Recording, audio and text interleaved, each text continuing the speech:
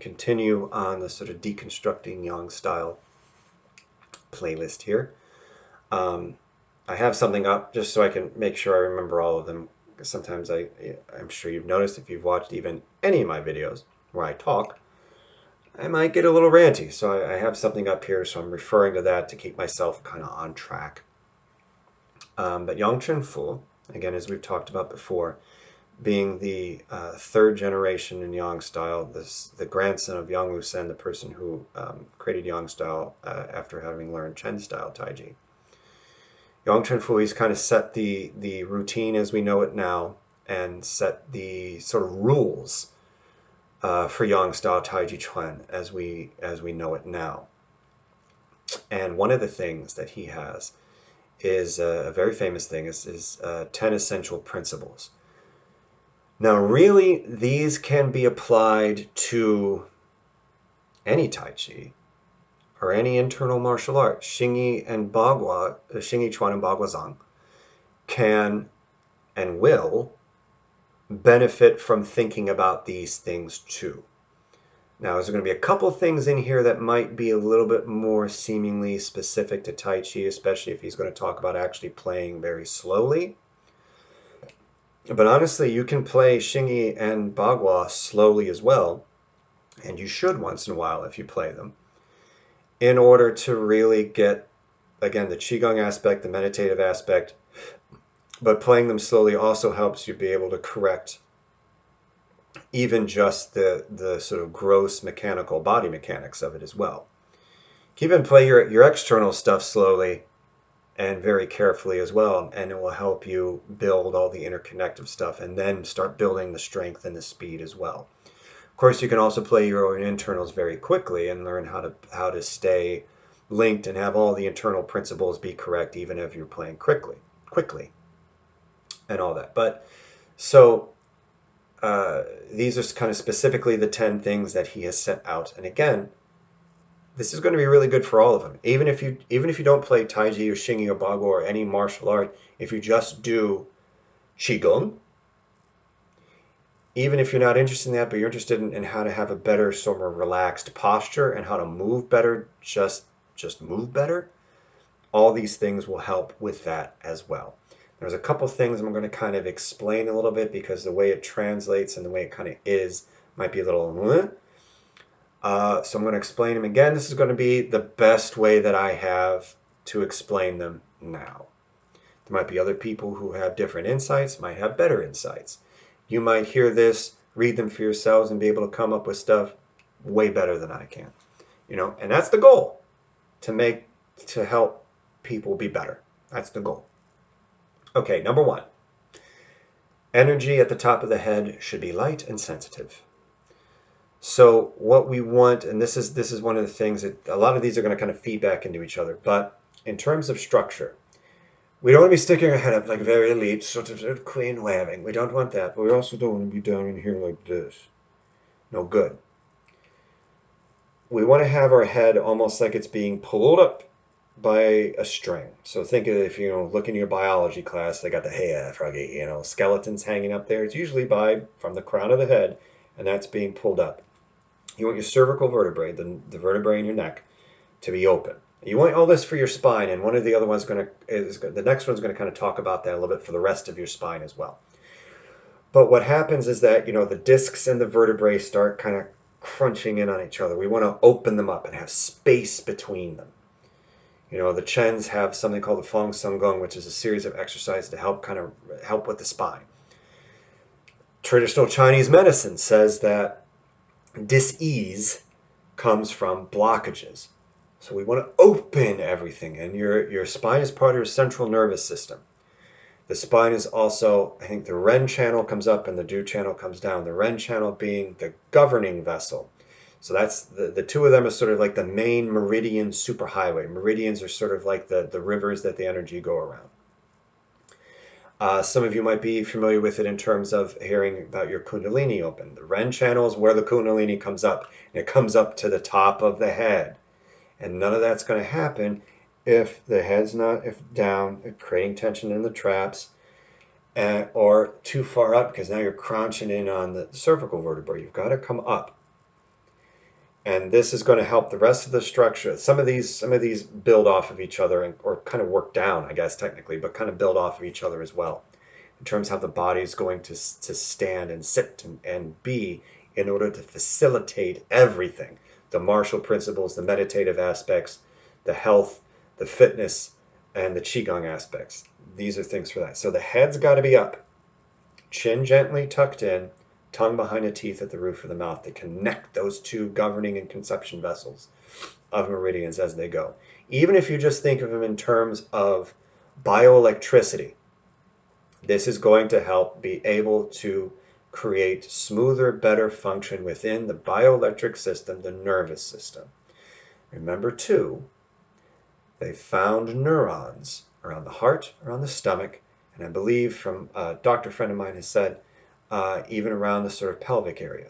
So they're finding neurons and neural clusters in the same exact places that the Chinese have dantians, or the Indians might call chakras, or any of these other, sort of systems of energy, body energy, whether it's, what the West might consider it like magic or something like that, even going back into ancient Egypt and stuff.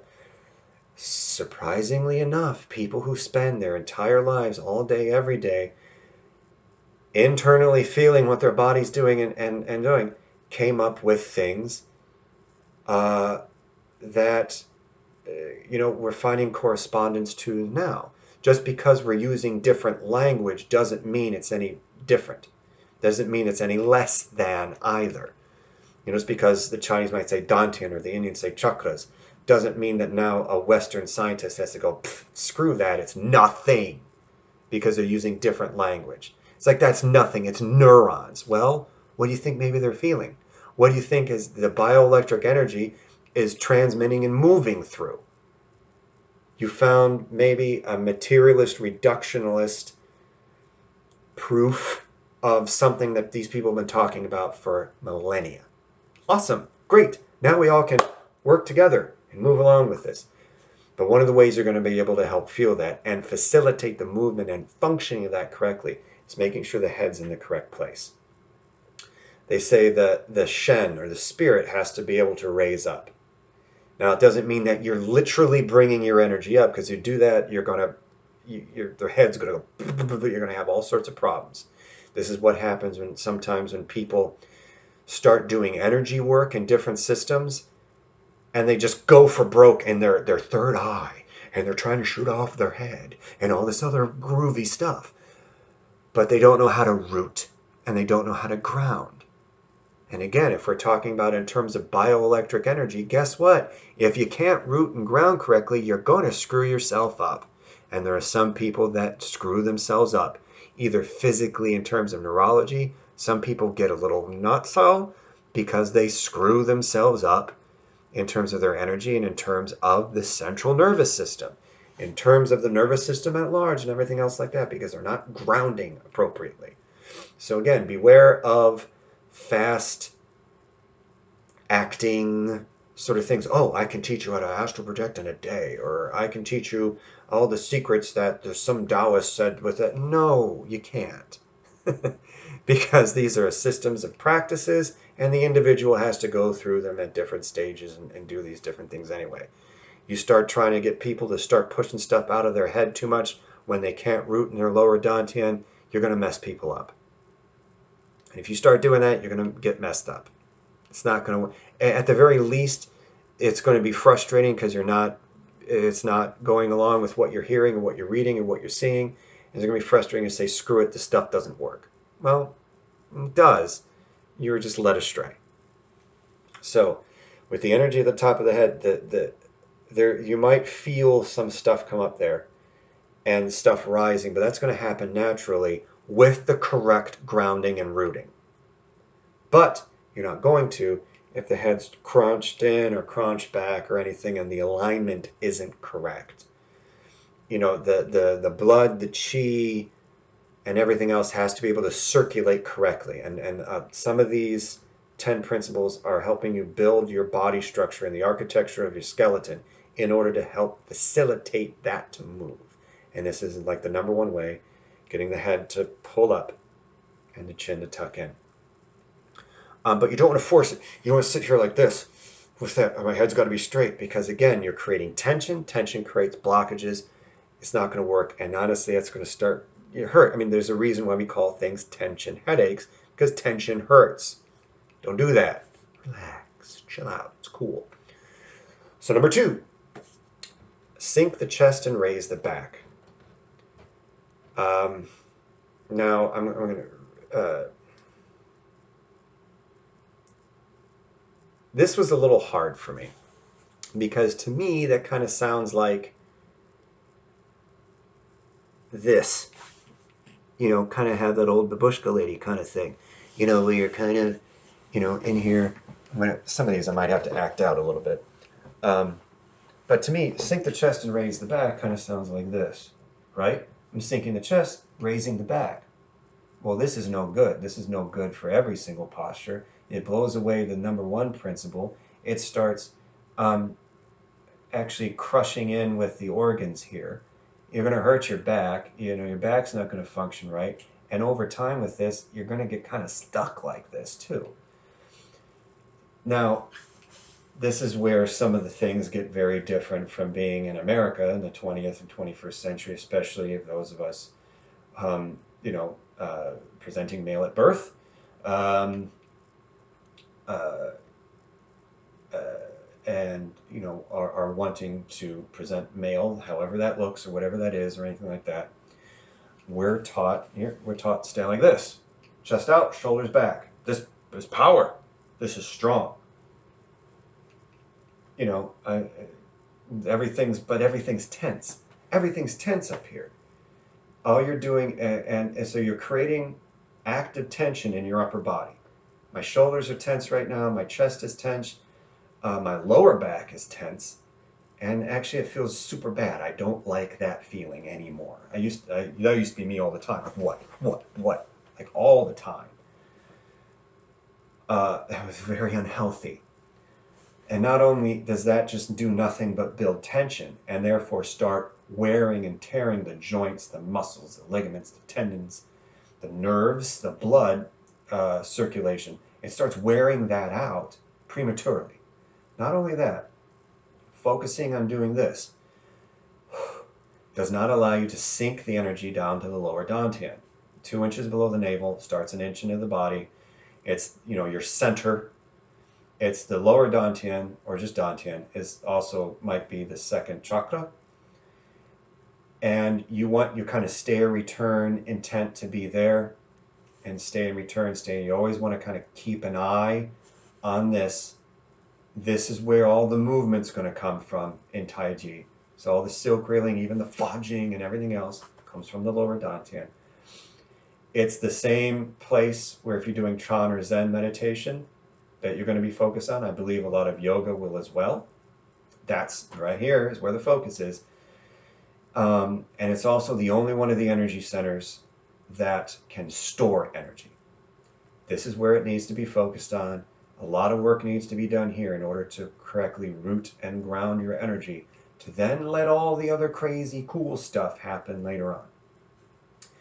If your chest out like this, your energy and your center of gravity is up here. Martially, no good.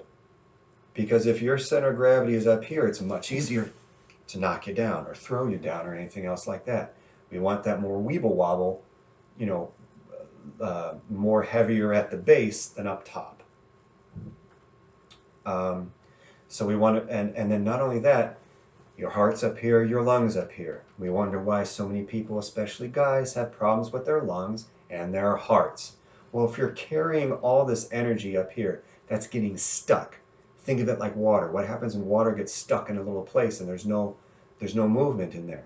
It becomes stagnant, it becomes putrescent and diseased. That's what's happening to people's lungs and hearts.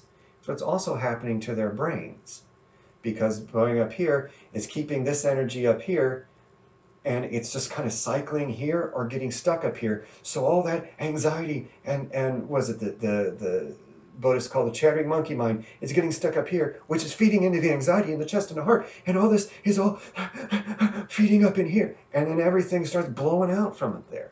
People have tons of circulatory problems, tons of breathing problems, tons of even neurological problems because everything's getting stuck from here up instead of allowed to sink where it's supposed to be, and then let the whole system now flow smoothly.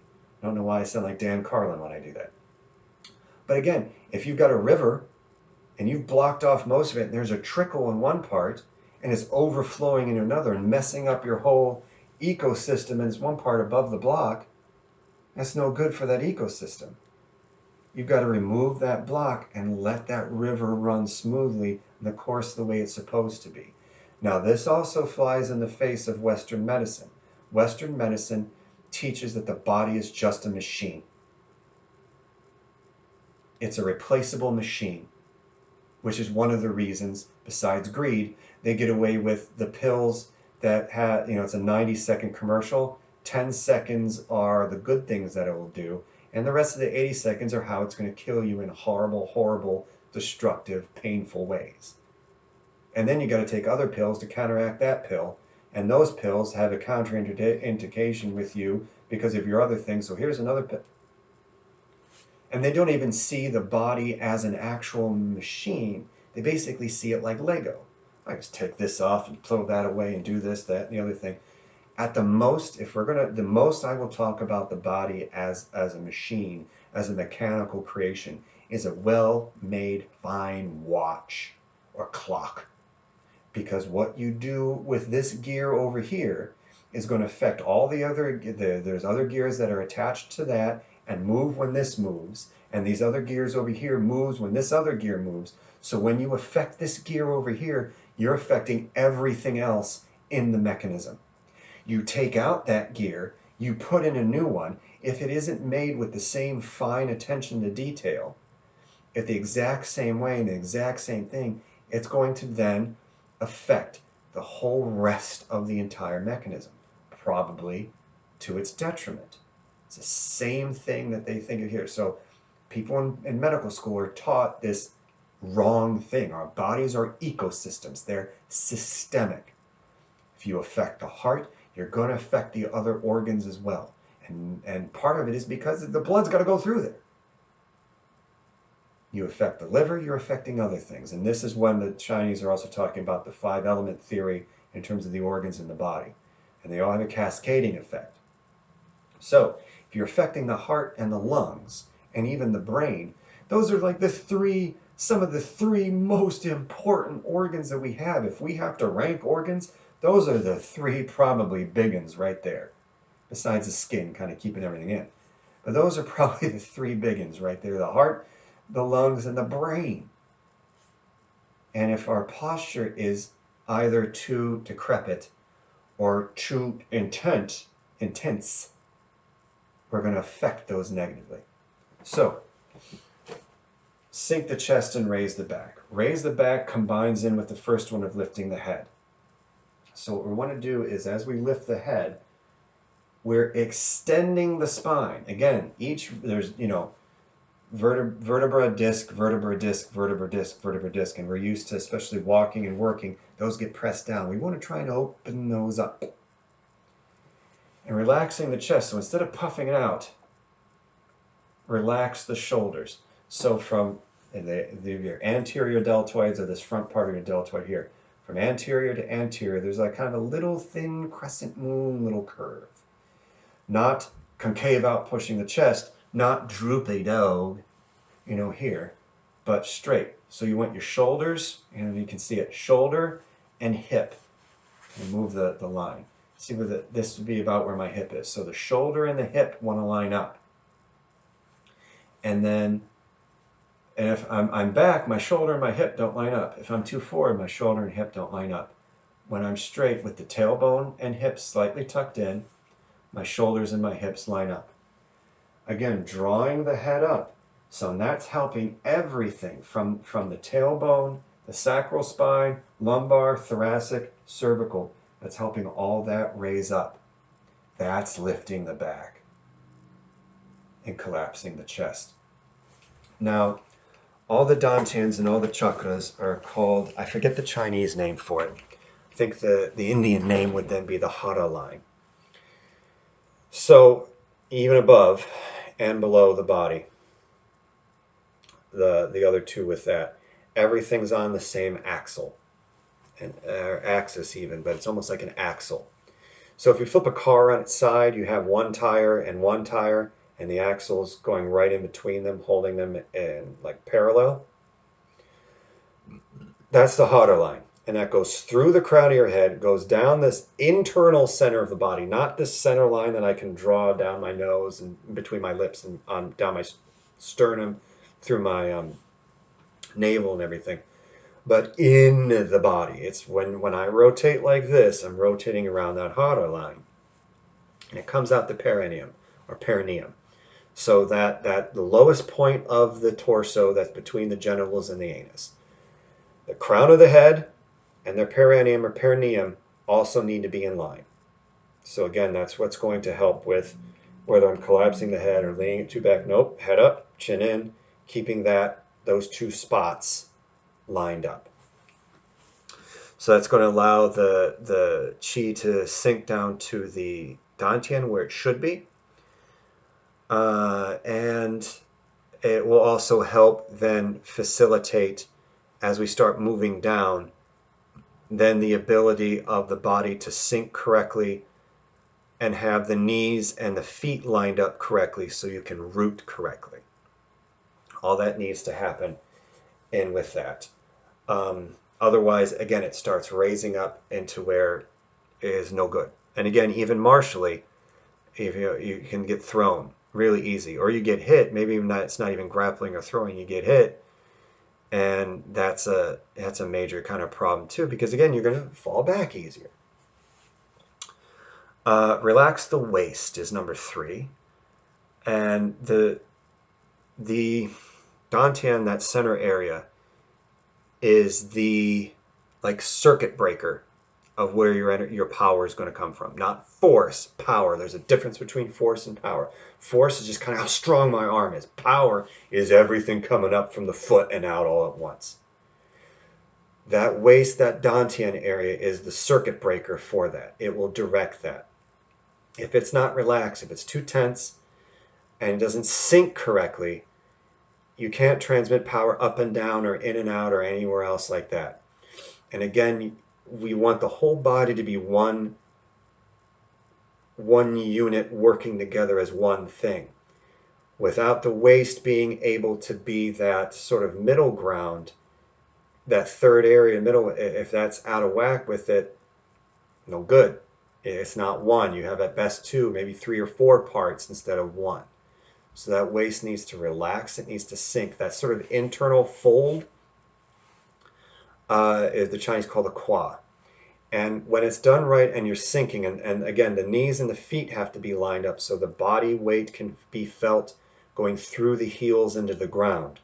Really important. When my back went and my leg was numb for a couple of months, I kept playing and I kept playing and kept teaching and everything else like that. And I could do that because my alignments were correct. And I was able to still sink that sort of center area. It actually feels like it's suspended, kind of thing. With it, that's the best feeling I can have for it sometimes, is it feels like almost suspended. And it will help also be able to facilitate being full and empty in terms of the legs. Now, in internal martial arts, you do not step unless the leg that you're moving out with is empty of weight. Otherwise, it's called being double weighted, and you can't be double weighted because then you're coming down with this like really gross force. I mean gross, not necessarily an icky gross. I mean gross isn't just a big lot of it. And again, it's force. You've eliminated your power. Martially, you've made yourself very vulnerable to a lot of things.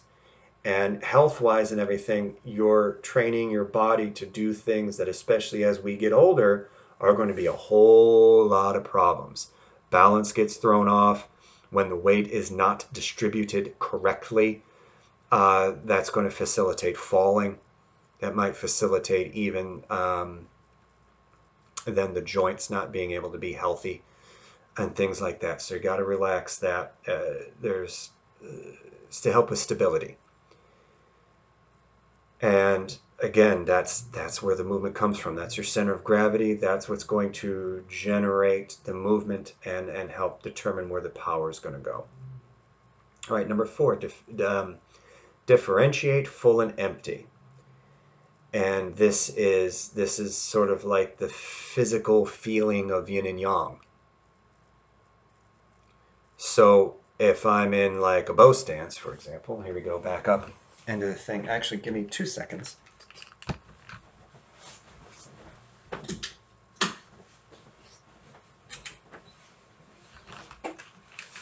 A little bit better then.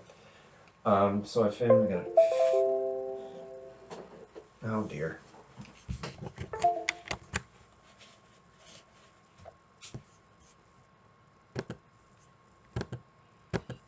Okay, sorry. I got this. This thing's really temperamental, so I wanted to make sure that this was still on correctly and the mic was working. So if I'm in like a bow stance here, this is full, this is empty. Yang, yin. If I want to come back, if I want to take another step, I got no room. So if I want to take another step, and I come out, even if my angle is correct with my foot and my leg, and I come through, you see how it's, there was no full and empty. That was double weighted. If I come in and I step out and this is still empty as I put my heel down and then my foot, this is still empty. And then I can make it full. If something's full, then it needs to turn into empty. If it's empty, it's full. Think of it as up and down, front and back, left and right. We're talking breaking it down into the actual yin-yang theory here. Now, martially as well, if I'm in like push hands with someone and they've really got a really strong, they're really pressing in and everything else like that, they're very full, I know it would not behoove me, I'm not a big guy, you know, the chances of someone else being stronger than me is pretty good. You know, I'm not old, but I'm not getting younger, and so there are other people who are very young and stuff as well. So there might be, you know, a youth factor in with it as well. It does not behoove me to try and fight force with force. Very good chance I'll lose. And I'm not very competitive, but I also don't want to get hurt. You know, and that's part of the thing with internals is a preservation of life. Part of the preservation of life is self-defense. Sometimes you need that. So if someone's coming at me really hard and I feel that fullness, that strongness coming in, then I can yield and redirect. And sometimes it's just something as simple as this. Just being able to turn the hips and bring the weight back. That might be able to send someone out of the way. Conversely, if someone's being very kind of collapsed in, that's when you can go in on them.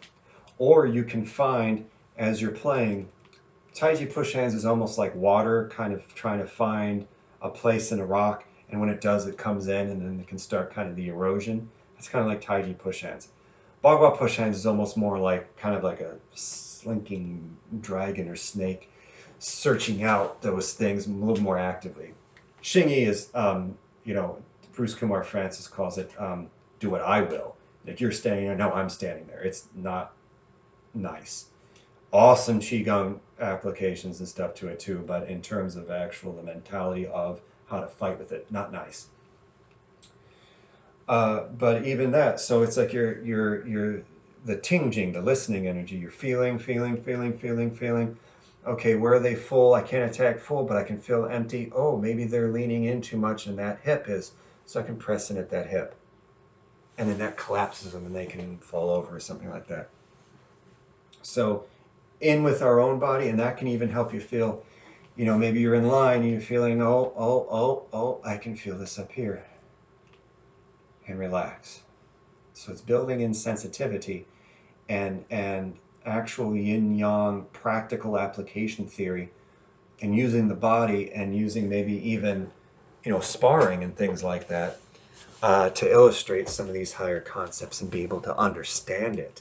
Legitimately understand it, not just talk about, oh, yin is this and yang is that sort of thing. Actually know what it was. The Jimmy Stewart come out, but actually know like know what it is and everything else like that. One of the things with Taoism is that there does seem to be a very practical application to it. It's almost like if you can't bring it into your life, it's not really correct. You know, it should be that with any sort of spiritual path. Um, and it might be just because I've been using internals and Taoist stuff and everything like that as a vehicle for so long, it just kind of makes more sense to me that way. But I mean, especially if you even have people like Cheng Fu in there talking about stuff, it's pretty funny actually. Um, the the practical application is that you can, and that was one of the things that Bodhidharma or Damo was sort of mad about when he came from India and saw the Shaolin monks, is they were doing stuff except practical application in terms of like they're sitting. You know, there's a lot of places that it was like, well, you can even do your meditation while you do your work in certain ways. So it's like there has to be a practical application to it. And differentiate full and empty is one of the ways that we're being able to illustrate that even with the body. Um, and full and empty again, even with the hands, with the steps and all that. You want to make sure you're balanced. You want to make sure that you're stable. And where the hands, what's yang, what's yin, what's up, what's down, what's the other person doing, and how does that work with them as well. Sink the shoulders and the elbows. Okay, that's number 5. So we're on number 5 now, almost halfway through. Or well, after this will be halfway through. You get it. Numbers. Well, part of this is, again, if we want everything in one whole unit. If I'm holding my arm out and I'm lifting my shoulder, I have at best 2 things now. I have my body, and I have the tension of my shoulder separating it and the rest of my arm from my body. So even if my elbow's down and my hand's correct, but my shoulder's up and it's tense, that now makes at best 2 things instead of 1. And this ties back in again with sinking the chest and raising the back. So not only are we're trying to make sure that everything's folded into that one whole unit. Again, we talked about before with full and empty. If I'm in a some struggle, whether it's an actual sparring thing or God forbid a real thing, I am not going to overpower somebody. I'm not a big guy. I've known people who were 13, 14 years old, had 2, 3 inches on me and like 100 pounds. I'm not going to overstrength them. Not that I want to get in a confrontation anyway, because I don't. But in the situations that I was in, I might have had to just sort of make sure I wasn't going to get killed. Sometimes literally. And if I'm trying to now neutralize and keep someone in an area to keep myself safe, to keep someone else safe from this person, to keep from them going somewhere and doing something dangerous or anything, if I'm trying to now press with my shoulders and my upper back, like my traps and my rhomboids or something, I'm getting killed. I'm only going to be so strong up there before that wears out, before something pulls, before I get barreled right over. It's no good. So they've got to be relaxed. Again, we want to be empty of tension, full of energy. And one of the ways we're going to do that, again, tension in here like this, again, you're almost like fraying your electric wire. Energy is going to be leaking out. And tension and power, not strength or force, but power is going to be leaking out. The more you separate yourself into different disparate pieces with all the different tension, energy leaks out. I think even personal trainers and physical therapists and everything will talk about energy leaks in terms of your structure, in terms of your posture, in terms of how you perform exercises if they're not done correctly. Talk about energy leaks. Same thing here. So with the shoulders relaxed, so in other words, if I'm standing here, I'm doing Zanzhuang posture. I got tense shoulders. I'm only going to be this for a couple minutes, and it's going to hurt. It's going to suck, and everything's going to shake, and that lactic acid's going to build up, and it's going to be garbage. Now if I relax the shoulders, then I can drop down. I can hold that posture much longer. The Qigong, the martial, the meditative qualities to doing that are going to be continuous then, because instead of having it where I got to break it down and start again, break it down, so the mind gets even chopped up. It's all one thing going forward. Again, Taiji, but so you know, Taiji, one of the fundamental things of Taiji is the 8 energies. And the 8 energies can't be applied correctly when there's disparate parts of the body, when there's tension holding on and doing all this other stuff. It can't work. It doesn't work. It just doesn't. Pengjing itself, which is ward off energy, which is sort of the keystone energy, and Liujing, which is roll back energy, which is yield and redirect, which is I call the poster child. I call Peng the keystone and Liu the poster child. Ideally, you understand Peng, you can understand the other 7. It's kind of true. And Liu as well. None of that works if the shoulders are too tense and everything else like that. Bringing the elbow up like this, you're practically putting yourself in an arm bar doing that. Again, separating this out from something else and potentially leading into someone to be able to do something. Grab it, arm bar yourself out. Now, if you hit wrong with that too, with that shoulder popping out and too much tension, all that, again, we're mostly water. Remember, we're mostly water. So those shocks go back through the body. It's electrostatic or hydrostatic shock through the body, which is one of the reasons why I see people deadlift and they slam the bar down and back up with it. Drives me insane, because all I can think of is just that shock going back into the organs each and every time, and then that and then that sort of release and then back up with it. I can't help but think that that's bad. And I've even seen trainers and all these other people slam down the thing and bring it back up. It just seems bad to me. All I can think of when I see that is throwing a grenade in a full swimming pool. You know, all that explosion is going into everybody because it's getting transmitted through the water. Our bodies are mostly water. So we want to sink that in. So if you are striking or you get thrown or something like that, if those things are out of place, chi's getting blocked, blood's getting blocked, and you're opening things up to potentially having a lot of problems with the just injury and things like that. And then none of the qigong aspect is going to be able to go to work because all that's getting blocked, all that's too tense, and you won't be able to transmit power. And there might be strength, might be force. You won't transmit power if there's tension. And again, even if I'm coming up like Yang style white crane, the way the wrist and the elbow are will help the shoulder relax. If I pop that elbow up, again, that shoulder comes up. If someone's coming in on me, I got to be able to be stronger than them, or I'm getting, well, you hitting yourself. Well, you hitting yourself. I do this, I'm much more able to connect with the whole body down through, even through the feet into the ground, and maybe have some of the neutralizing. And maybe sometimes that split second of neutralizing is the difference between being able to enact an application or get screwed up or get yourself screwed up. So you got to relax the shoulders, relax the elbows. Even opening form. Opening form isn't supposed to come up like this, like chicken winging yourself. Opening form is elbows come up, elbows down. The wrists come up like they're being carried by strings, like marionette strings. And even as you press down, that we don't want to lift the shoulders up. Okie doke. Number 6, using mind, not force. The idea of E being the mind or intent.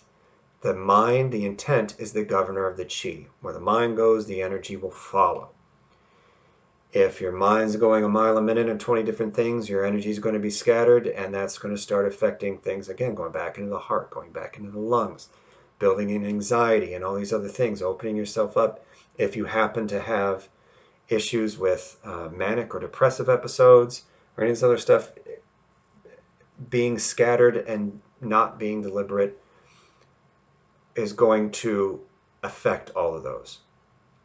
It's not going to allow the chi to be able to go through the body the way it's supposed to. It's not going to allow you to be able to enact the Jing, the energy, the 8 energies, the way that they're supposed to. Because there's a certain amount, there's a combination of focused meditative mind, especially in an Dantian, and no mind. This is going to be weird. Let me give you an example. So if you put in a way of, you do an application, so you throw somebody, and you go in and step, steel step, twist, in, grab, hook, lift up, pull, drag, you can do it, and you can do it mechanically. But when you go in and do it all wham, all at once, without any thought, it feels like nothing. It feels like nothing. And you don't even know some of the times you did it. It just happened. And everything was lined up right. Your mind was on the Dantian, and you just responded to what happened. It's sort of like, was it Dragon Ball Super is talking about Ultra Instinct or something like that. It's almost like that. It's just it just happens. You can't do that. You can't have that sort of transcendent moment, in the zone, whatever it is that you might be in the zone with, playing guitar, playing basketball, writing, riding your bike, fighting, anything else like that. You can't get into that zone if your mind's all over the place. And you're not really going to get in that thing either if you're too tense in two places too. So not force, but power, and relaxing and having the correct mind, almost that sort of eightfold path. A sort of correct mind is going to allow the power as opposed to the force. Not capital F the force as in Star Wars, and Disney's going to now sue me. I mean the force of like your muscle, your arm or your leg or something like that.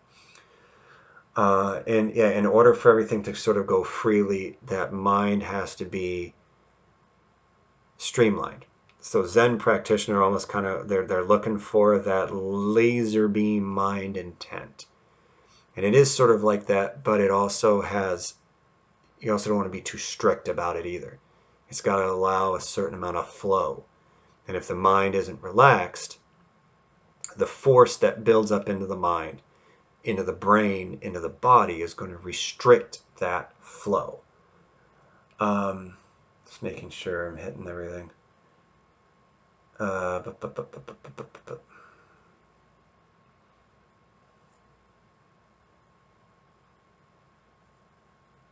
Yeah, so again, this one is a little bit more esoteric in some ways, but it also talks about, the fundamental thing that is sort of the difference between internal and external.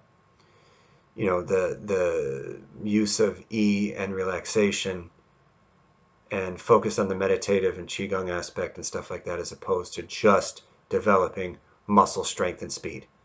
And maybe some of the iron body training or something like that. Not saying that you can't do any of that and be an internal practitioner. You can absolutely work on your muscle strength, absolutely work on your strength, your speed, your timing, any of the iron body work that you want to do, absolutely can do all that.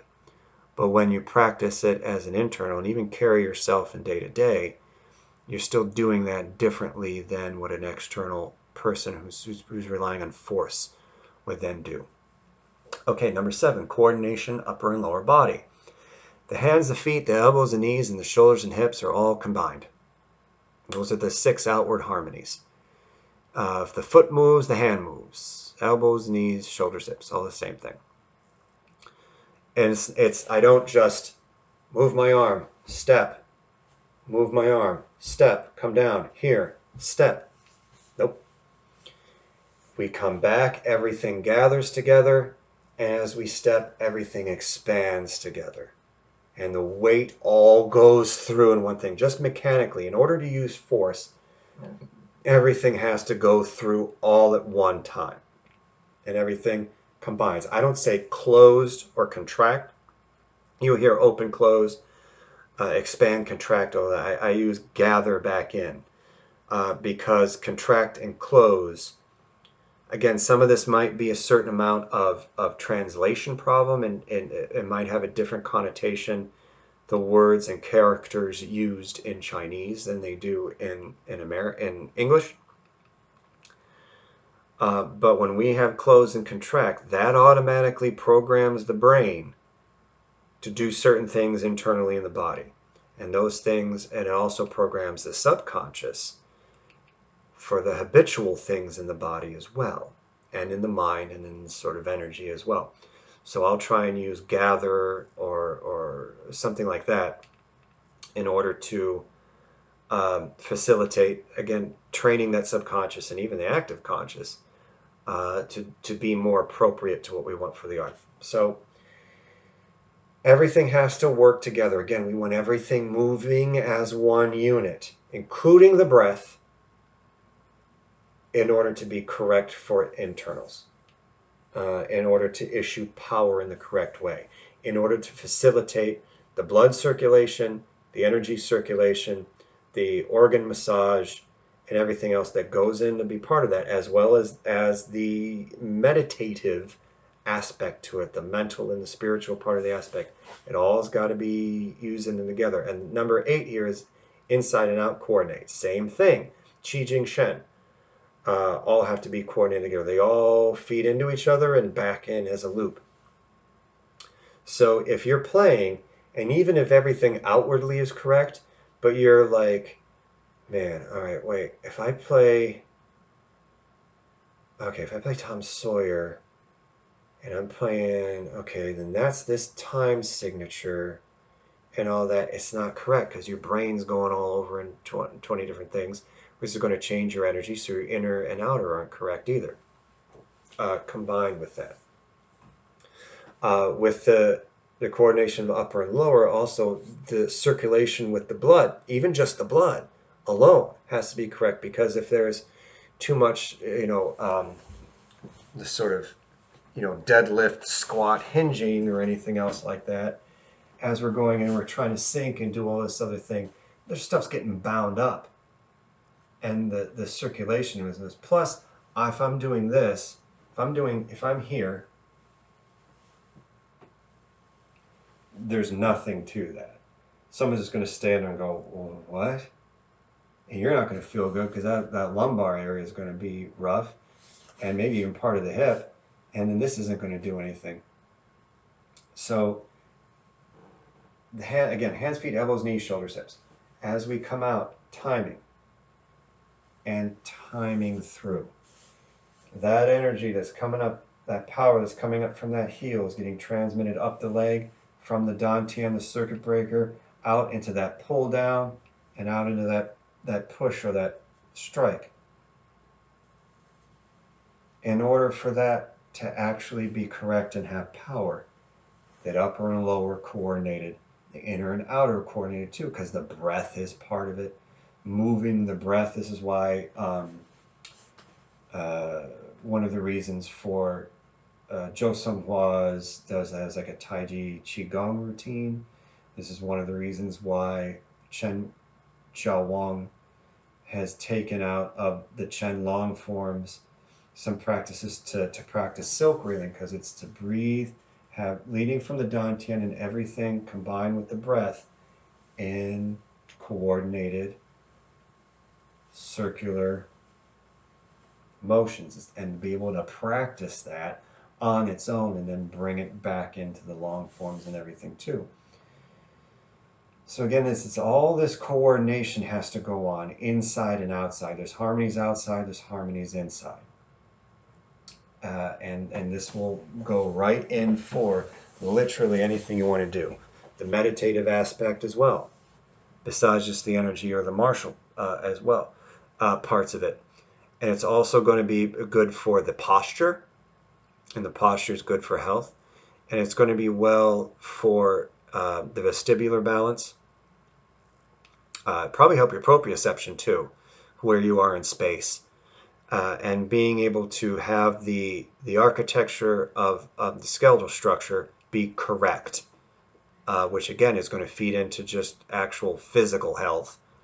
Good posture and all that is actually good for you as well, but it will also be able to help stave off problems later on as we get older. Some of the balance goes, We're building in also some time under tension strength and with the legs and with the feet.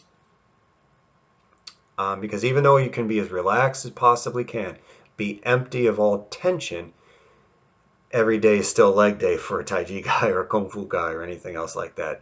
Their muscles still got to work the way muscles work, but that doesn't mean you have to make them less efficient. The Taiji and internals really go about how do we use the whole body together in the most efficient way possible. Because my whole body has more power than a person's strength in their leg or their arm or something like that.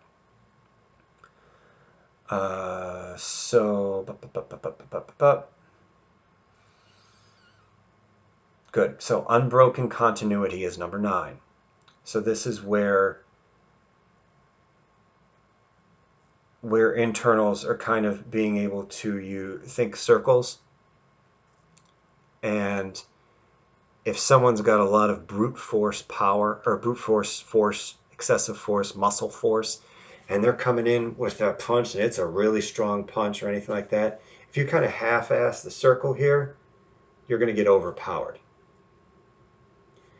You need to, there's a yield, but it's got to be redirected in order to keep yourself safe from it. So it's the same thing with like the water benders in Avatar: The Last Airbender, the show, of course, or Legend of Korra. Even as Uncle Iroh was talking about how to redirect the lightning, he said he got it from the water benders.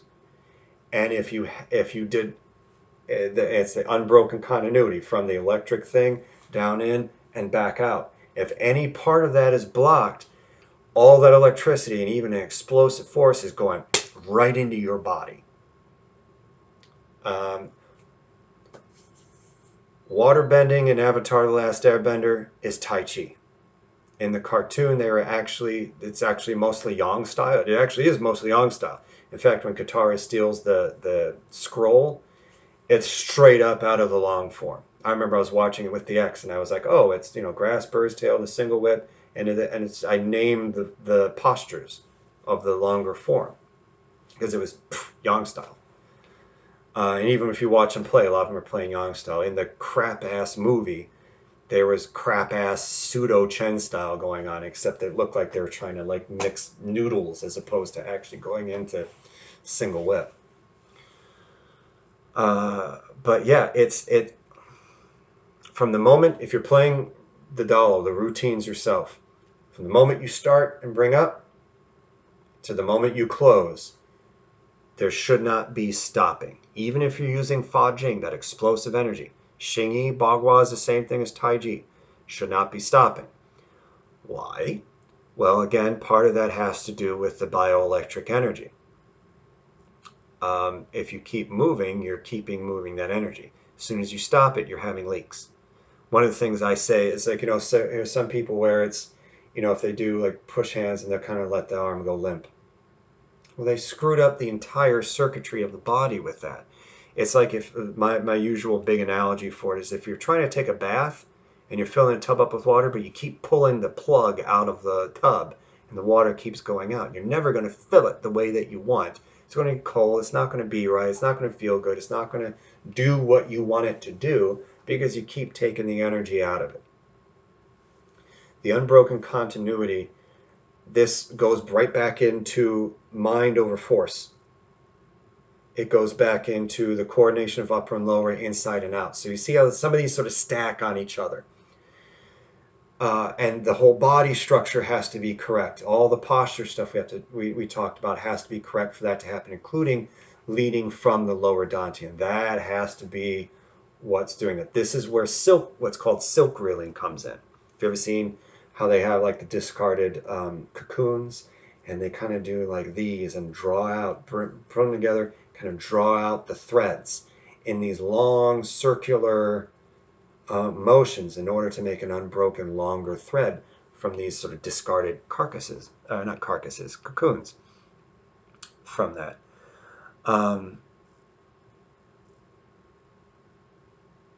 So yeah, if someone's force to you is supposed to be here, just that straight line with it, that's probably got a good force. If you make this force now expand over time. Think physics. That force is expanded over time. That lessens the force. You're expanding, time's surface area at it. And at some point in time now, their whole force is exhausted, and now you've used that to become power of your own.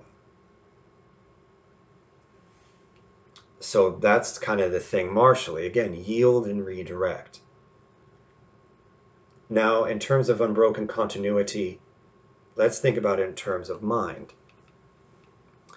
If, again, you're playing and then think of something else, and then playing and think of something else, the meditative aspect starts getting broken. Same thing if you're sitting on your cushion or anything, even if you're doing stay and return. That's why there is stay and return in Chan and Zen and everything, because, you're the idea of, I'm kind of staying, keeping my eye and my focus on my dantian, and then I'm thinking, okay, well, how am I going to, if everyone wants to do, the second episode, last week was the one shot in D&D, but now we got the newer people might not want to go back in the other campaigns, so should I do another one shot with those same people, or should I just go into the campaign? All that affects your energy. All that affects your body. All that affects your focus and your mind. Even if you just take meditation, even stay and return meditation, even if all it is for you is just a way to train your physical brain, having that unbroken continuity is how you're training your physical brain. It's like if you try to train for a run and you jog for maybe 2 minutes and then you sit down and you play a game on your phone, and then you get up and you jog for another 5 or 6 minutes and you sit down and you call somebody, and then you maybe sprint for 30 seconds and then you take 5 minutes off to play like 2 boards of Candy Crush or something like that. What are you training? You're not training. That's not even interval training. Interval training is completely different than that. It's not Tabata. It's not any of that stuff. It's nothing. You're not doing anything. You're doing nothing. Now, I'm not saying that now if there's thoughts or there's emotions going in a body, you're completely wrong and you're a horrible person or anything like that. No. Human beings are thinking. We have minds, we have brains, and they're going to think. We have emotions, they're going to feel. The difference is, how do we identify or attach? This is where attachment is. Attachment isn't just, you shouldn't have any attachments. So I got a dog and a cat, and, say I was still in a relationship with someone, and the pug and the cat were still, it's just me and the cat right now, but say all that was still there. Well, I shouldn't have any attachments, so I don't care what happens to any of this. I don't care what happens to her, or I don't care what happens to the pug, I don't care what happens to the cat, because I have no attachments. No, that's not no attachments. That's being a sociopath or a liar. Someone who's completely denying their own humanity. At a certain point, it starts getting extreme enough. No, we're all going to have emotions. We're all going to have thoughts. And this is even where, the Jedi and the prequels and stuff like that completely royally screwed up their whole, spiritual practice and made it into a revealed religion instead of an experiential spiritual practice. Yoda and everyone was telling people how they had to think and telling people how they had to feel. And, the attachment, okay, yeah, you understand that everyone's going to die at some point in time, that people come and go into people's lives, that not everyone's going to be, and no matter how special they might be, they're not going to be in your life fully all the time. Even if you're super close friends, you live in the same city, you're not going to see them every single day. They have a life, you have a life. Those things don't have to be 100% completely involved with each other, nor should they. But that doesn't mean that you don't have feelings. That doesn't mean that you don't have thoughts. It's how you identify with them. It's how you continue with them. So again, if I'm doing like the D&D thought thing, I'm sitting there thinking about my D&D campaigns that I'm DMing, and I'm doing my thought. What I'm doing is I'm attaching to that thought. I'm identifying with that thought, as opposed to, okay, that thought comes up. Okay,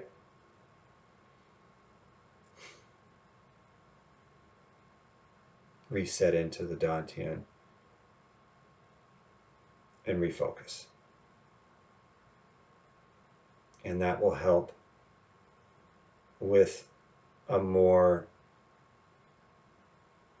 higher and a healthier thought pattern, feeling pattern, because you're not getting buffeted by every single rock, every single branch, every single rapid in the sort of river, the contiguous river of your thoughts and feelings. So things can bind you up. Again, those blockages in the river can come in. And you know, rocks and branches and beaver dams and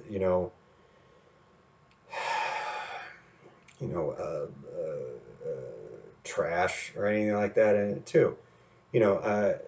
Like litter and pollution, not Linnea Quigley in Return of the Living Dead. That's a whole different attachment. But so you're going to be kind of floating down that river, and if you see a branch and you hold on to it, okay, you're holding on to the branch maybe, but you've also lost your progress. You're stuck, and you're holding yourself stuck too. And where it might be easy to just float along the thing and keep going past it, now you're holding up the water and you're getting all that splashing in your face and down your throat and everything else like that because you're purposely holding on to the branch. Was that a Simpsons episode, I think, where Homer's hand got stuck in the thing and everyone was trying to help him and all he had to do was let go of the candy bar or something like that? Was that the Simpsons? I want to say it was the Simpsons. I could be wrong. Don't at me if I'm wrong. It doesn't matter, but the point is still the same. So yeah, we want to keep that continuity and keep it as sort of fluid and round and healthy as we can. And that leads us to number 10. Because that mindset, again, having that sort of, colloquially considered Zen mind and everything is kind of where it's at. So the seek stillness and movement. Again, and that is, again, going back into the internal, the inner. So where there's a lot of people doing a lot of motion, throwing a lot of stuff at you, it's good to stop and neutralize. Think about it just if you have a really, really, really, really busy day, that moment where you can sit down and just kind of for a moment, and that feels real nice. That's kind of what we want. As everything's kind of out there, that's where we want the mind and the energy to have that continuity of, because it's from that again, we're talking about the Eightfold Path, the right meditation, the right action, the right speech, the right purpose, the right everything that you're doing, that's going to come from that place of just that eye of the storm is going to be what's going to happen. If you're playing push hands, for example, this is one of the things that Tai Chi will give you the experiential practice of it, is if you're pushing hands with someone or wrestling with them, you're thinking, okay, if I pull here, pull down here on their jacket, lift up here on their jacket, I can still step in, and with this, you're getting thrown. You're getting thrown. The last 10 years or so, the times where I've gotten, pushed out or thrown or anything like that with push hands, especially with my one buddy, Caesar, because he's got practice with it too. He's a wrestler. He's got other martial arts stuff. He's been training with me off and on for a long time. He catches me if I'm thinking. I know if I'm thinking, if I get caught with that, because I'm thinking about, oh wow, if I can get this, I can get his arm here, or I can get him around here, I can get the leg. Oh. If I relax and just let it, that stillness of the mind, that unbroken continuity of the thought, and letting that the other stuff kind of come and go without clinging to them, then I know that's when I can, or maybe he's very strong and doing a whole lot of stuff, and I can yield and redirect, and now I found it. Might take a little while, especially since he's gotten better over time. but I know I'm thinking if I get caught. And that's happened in some of my other classes too, and everything like that, especially since some of the people are just much bigger and stronger than I am. And I know if I get thrown or I get something on a second, I'm thinking too much. Too many, was it from Last Samurai with Tom Cruise, but also Ken Watanabe. Too many mind. You mind the stick, you mind your opponent, you mind the people watching, you mind all this other stuff. Too many mind, no mind. Wuji, and we talked about Wuji to Taiji to the Trinity to then the four things, and then the eight things, and the five elements, and then the 64 hexagrams, and then 10,000 things. 10,000 things means like everything. We want to go back up.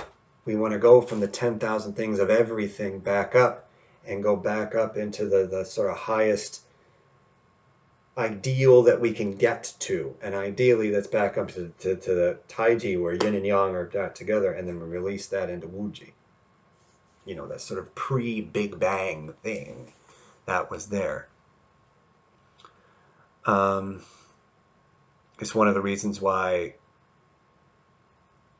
playing slow is helpful, because you're able to have that meditative mind kick in a little bit more, because you're not worried about, it's next, going from one thing to another very quickly. You can play slow, you can build that meditative sort of muscle with it. That helps you also deepen your breath, so that will also help your circulation, the function of your organs, function of your brain as well, because you need all that oxygen and all those calories and everything to get in the brain. Your brain uses a lot of calories, which is one of the reasons. I think it was Michael Pollan, not Michael Palin from Monty Python, Michael Pollan, Pollan, I believe. Oh, he was talking about how cooking was really the thing that helped push through human evolution. There are those like Terence McKenna and stuff that had like the stoned ape theory, where it was psychedelics that really helped kind of literally as well as figuratively open up the brain and open up the mind. Michael Pollan's thing was cooking as a sort of pre-digestion was able to allow the body to break down the vitamins, the minerals, the calories, the protein, and everything you get from food much more efficiently. So that way it was able to open up now our brains to be able to start using much more of that caloric intake, because so much of our energy was before that built into digesting. So now if we have all that energy that's saved from digesting, all that energy, all that caloric intake, all that stuff can now go into the brain. So now I don't really think it's the size of the brain necessarily that makes us human. It's the development of it and development of things like the prefrontal cortex. That sort of amygdala midbrain and having all the sort of emotions, and the lizard brain sort of just perfunctory things moving like the heart and the lungs and all this other stuff, and sort of fight, flight, or freeze area and all that. A lot of animals have those. Animals have those all over the place. It's the prefrontal cortex and the high development of that makes us sort of human and have the human brains that we think of, more than necessarily size. But having all that caloric stuff in there was allowing that to develop more. But now what happens, we have maybe if you have a poor diet, or we don't breathe correctly, not only not breathe correctly, but also have our bodies in such a way that's constricting the flow of blood with tension, with poor posture, with poor breathing methods that don't allow us to oxygenate our blood as much as we're supposed to. We're taught to breathe out here. We got ribs right here. Why the hell are we breathing into our chest when there's solid bone? We've got a wall around our lungs. Why are we breathing into the wall? Why are we literally hitting a wall? Our lungs are meant to pull down. Diaphragm pulls down, and the lungs fill in that way. you get much more air. This is why, like singers and actors, you've got diaphragmic breathing and everything. Yoga, Qigong, Taiji, and everything like that. Lower even still, and with the lower dantian, or second chakra, that lower abdomen, isolating that. Because that's going to help be able to bring in much more air in with the lungs, especially now that so many of us live in like industrialized areas. The air is not that great. So we need to get as much actual air in that as possible. Now we're also probably getting in enough contagions, contaminants, and pollutants, carcinogens, and stuff like that too. But I mean, hopefully it's more air. But we're able to get that in there and get that to move. So the stillness and motion is what's going to help with things like the self-defense, the sparring motions of it and stuff like that. And it's going to keep us from getting now pulled in too many directions as we're moving. So now as we're doing the sitting and everything else like that, that's when we can start really doing some of the fine-tuning, the sort of alchemal process and everything like that. You can get, moving, using the mind and moving the energy. You do that when you're sitting. So you have now movement in the stillness. Again, the yin and yang. We want that balance of both. Too much one, no good. Too much other, no good. You need both. Even think about it in the sort of ways that we are taught, or the way to think about the perspectives and the way the brains are for men and women. Ideally, men have a certain sort of, again, this is however you identify or assigned at birth or anything else like that. But the idea is that the man brain is logical. There's a cause and effect thing to it. What would be considered a feminine brain would be more relational. How are things working together? This is where some of the conflict comes in, because if the woman's like, okay, well, X needs to be done in the house, and the guy was like, yeah, I'll get to it, and then does it maybe a day or two later or something like that. He's like, what's the problem? I did it. You said you wanted this done. It's done. What's the problem? The feminine idea with that was like, but because it took you a long time and I had to ask you, does this now have an effect on the relationship? Does this show that there's some disconnect in now with the relationship, as opposed to just the thing? But we need both. You need to have a certain cause and effect, a planner sort of way to be able to get things done. But we're social animals. We need to be able to think about how our actions, how our speech, how our thoughts, how we're doing things affects then the group, even if the group is two. And if all you're going to do is sit here and say, well, she's crazy because she's saying stuff that doesn't even matter, it does. Because these are the things that are affecting your group. And then the thing is, when people are now too much reading so much into every little thing is now this super negative effect of the group, well, maybe the way that they now have their language of dealing with things and helping you is doing these sort of mechanical-ish sort of things, going over and fixing, literally fixing something. And this is part of the problem of the idea of now, well, tell me what you do and I'll fix it in terms of relationship. Well, no, that's not it. Because the fix for it is being able to think about how the actions have the relationship. So again, I get the stillness and motion, is the same thing as that sort of yin and yang. And they both need to be inside each other. That's why, you have the bit of the yang in the yin and the bit of the yin in the yang. Because you need to have all that together in both. Okay, so that is over an hour and a quarter or so of me going on about Yang Cheng Fu's 10 essential principles. They seem to build off of each other. These can be good for you for Taiji Chuan, Xingyi Chuan, Baguazhang, Qigong. I'm guessing maybe yoga too. I'm not learned enough or practiced enough in that to be able to really say that. I'd imagine that some of that actually really applies, especially some of the more sort of internal mind and energy sort of stuff might help with that too. I think in general it's going to help anyway, and even just the mechanical parts, talking about posture, let alone being able to start thinking of those things in just everyday life. So this is sort of how now your art becomes a lifestyle. And to be good at any sort of art, there's really a lifestyle component to it as well. It's like eating. Just having a flash or fad diet is actually fairly useless and might actually be more harm than good. The lifestyle choices and how eating and exercising goes into your life have to be made and have to be consistent and contiguous in order for them to be any good or have any lasting positive effect whatsoever. Otherwise, it's just going to be ballooning weight up and down, which is super unhealthy and not even good for like the mental and emotional health with it either. As an example. Also, again, recognizing that the person saying this is body dysmorphia. So, take that for whatever grain of salt that you can have with it. But all those things, again, they can be used in everyday life, even away from Taiji.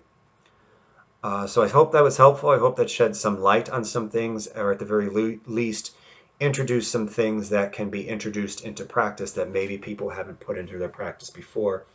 Front-loading some of this now.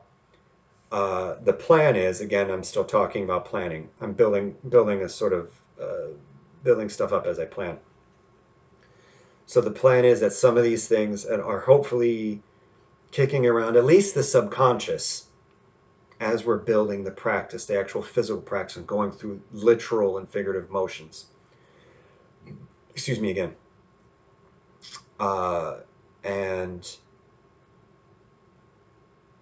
so yeah, then these are all things that it's not a one-time, one-stop shop, one-time stop, anything.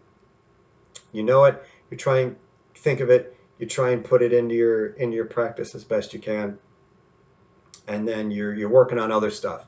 Maybe a couple of years later, you come back. Oh yeah, Young Cheng Fu's 10 Essentials. Oh, okay, this. I feel kind of comfortable with this. Ooh, I forgot about those. Shoot, that's what Sifu was saying, the upper and lower. Oh, okay. I'll do that. And you're working on that, and maybe a year or two later, you look at it again. Oh, shoot. I feel comfortable with these, but I forgot about those that I felt comfortable with before. Now, it's going to be a constant learning practice, and then an unlearning practice, and then a relearning practice, and then being able to put things into your practice and yourself and your mind and your emotions and your energy and everything else like that. And it's going to take time, and it's going to be up and down. It's going to be, again, some of it's going to make sense, some of it's not.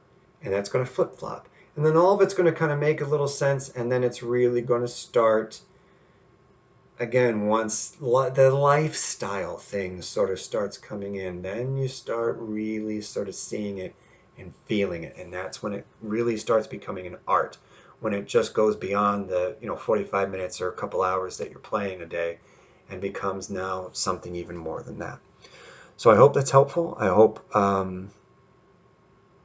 again, shed some light on some things if you hadn't before, or is helpful as you go forward in maybe a new practice. All right, thank you very much, and see you soon. Bye.